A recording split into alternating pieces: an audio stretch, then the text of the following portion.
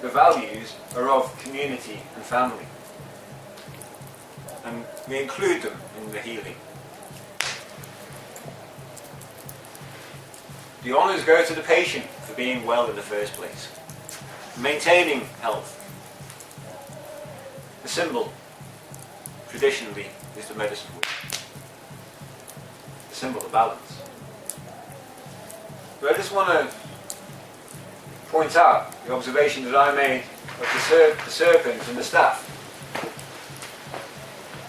In the old days, there was 2 snakes on the staff. As far as I'm aware, they represented the physical and the non-physical. Today, there only appears to be 1 snake. I'm not too sure when this change was made, but it implies to me that they're letting us know that their main object of inpatient health is only of the physical.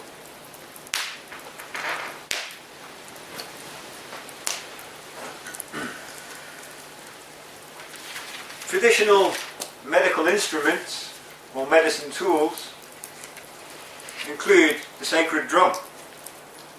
Sacred not only in its symbolism,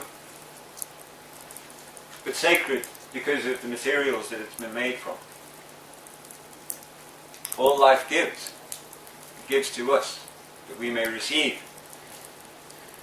Drums are made of wood from the living tree. The hides of the animals were gathered and utilised in the making of the drum. And we remember the lives that were given that we may use the drum, work with the drum. The drum is a vibrational amplifier. As I said, we all vibrate, we all emit brain waves and thoughts and signals. The drum therefore enhances this, amplifies this, that our prayers will be carried stronger and further and amplified. Some medicine men and medicine women, they'll utilise a rattle. They'll work with a rattle as it has a similar effect as the drum. The drum is obviously a lot more powerful though. So the rattle is a lot more soothing.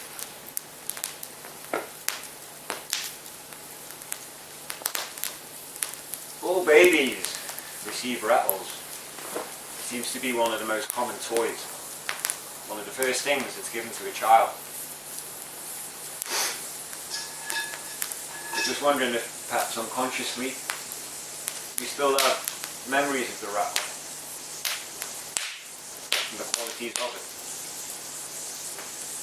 Some shamans will use a whistle, eagle bone whistles, to call on spirits.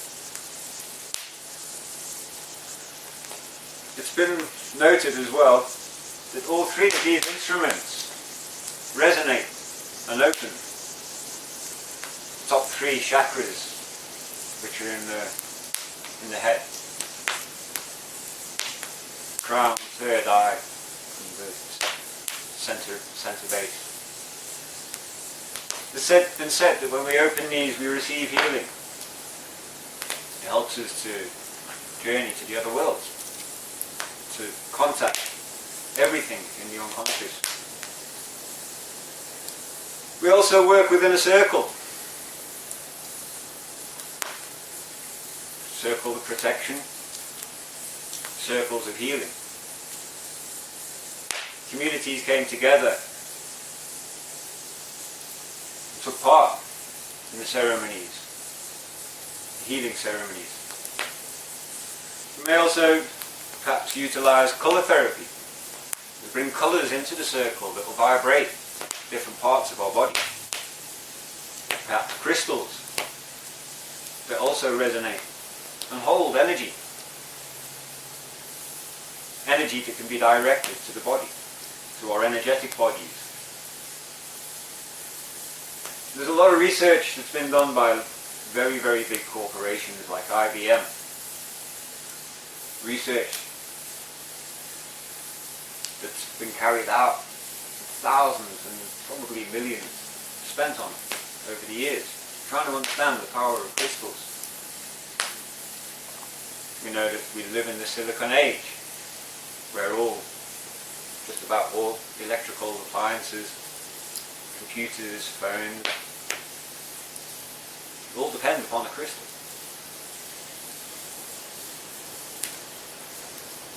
There was an IBM researcher by the name of Vogel. During his research, he decided to cut the crystal to the same angles of the pyramids in Egypt, same dimensions. And what he discovered was how it enhanced the power of the crystal. They become known as very, very powerful healing crystals. So much so that during his research he actually knocked a man off his feet, put him on his backside, by sending his intentions through the crystal. But it's also been observed by pyramid researchers Max Toth and Greg Nielsen. They stated in Pyramid Max that an invisible energy, power, exists within the pyramid. It creates a continuum of energy and increases longevity. And they also said that this power exists within the cone, or within the teepee. And I was just wondering, do you think that perhaps that's coincidental as well? Is that just by chance that we find altars within the centre of these cones? Some of the largest man-made structures on American soil, are actually that of the cone. We know that pyramids have been found in the Mayan pyramids, the Aztecs. But if you go further north, you'll find huge structures that have been made in the shape of a cone. Is it coincidental that the teepees are considered to be so sacred, being this shape, being made from the trees, our brothers, and the hides of the buffalo?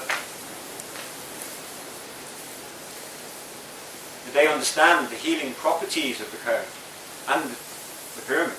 I think obviously yes, they did.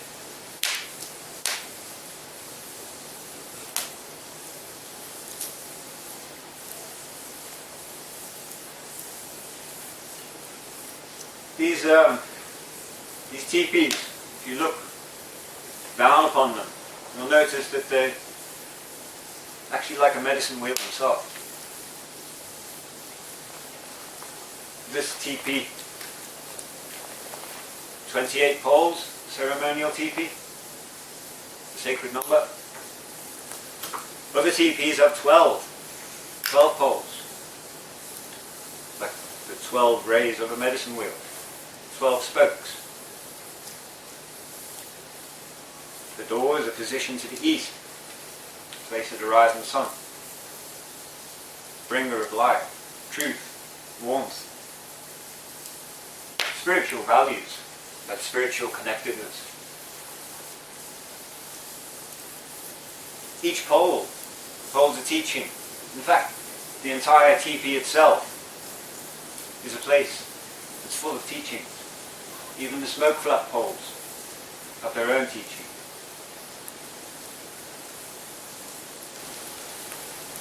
When the Lakota pray, you often hear the words Mitakwe Oisin. 2 words. These 2 words are a prayer in themselves. They mean, for all my relations. We are all related, is what it means.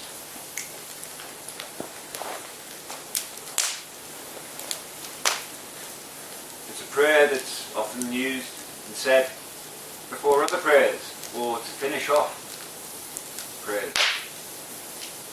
Those 2 words in themselves are a prayer. We're also taught to pray for the next 7 generations, to consider them in all things, in all our decisions. The next 7 generations of just my family, my children. No, like I said, we're all related. We're all related within this hologram that the scientists have likened our world to be. All things connect. So when we're told to consider the next 7 generations, the next 7 generations of life itself, all things on the earth and all things within the universe,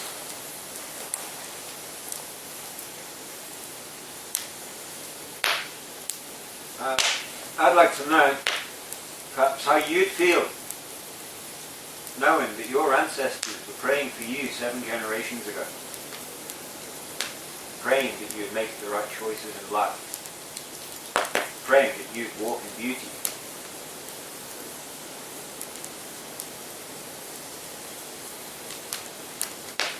What sort of teachings are we leaving our children today? Are we teaching them to respect all of life? Are we teaching them to pray for the next 7 generations?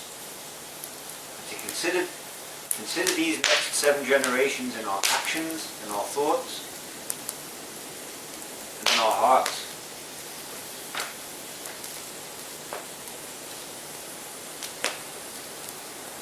We're in 2012 now.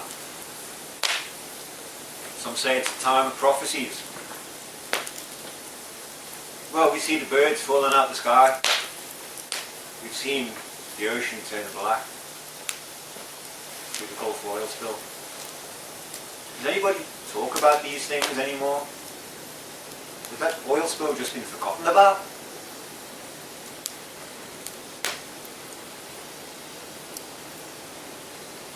We have earthquakes all over the world.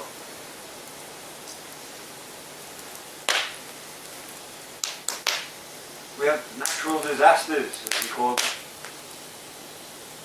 every other day.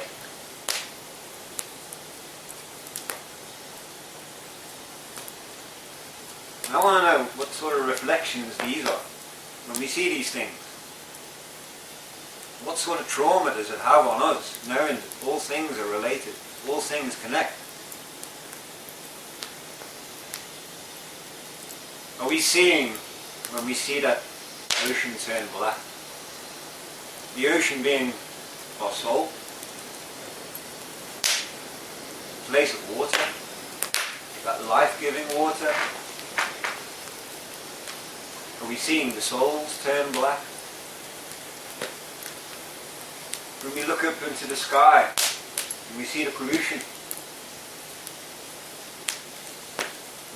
in the air, is this the pollution of our minds?